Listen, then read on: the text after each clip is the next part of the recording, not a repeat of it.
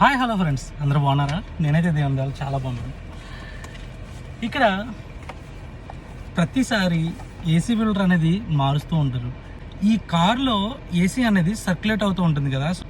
ఎందుకంటే ఒకరు వదిలేసిన గాలి ఇంకొకరు పీల్చుకోవడం అస్సలు మంచిది కాదు.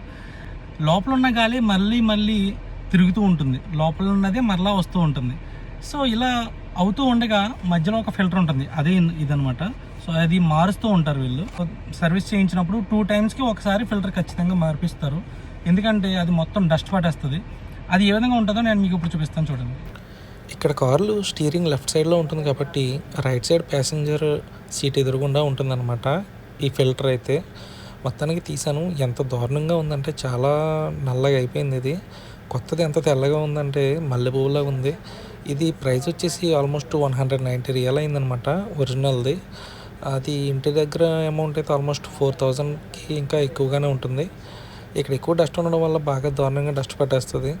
మొత్తానికి చేంజ్ అయితే చేస్తాను. చేసిన తర్వాత ఫ్రెష్గా చాలా బాగా వచ్చింది. ఏసీ స్మెల్ అయితే నీట్గా బాగుందన్నమాట. ఓకే ఫ్రెండ్స్, వీడియో నచ్చితే లైక్ చేయండి, షేర్ చేయండి, సబ్స్క్రైబ్ కూడా చేసుకోండి.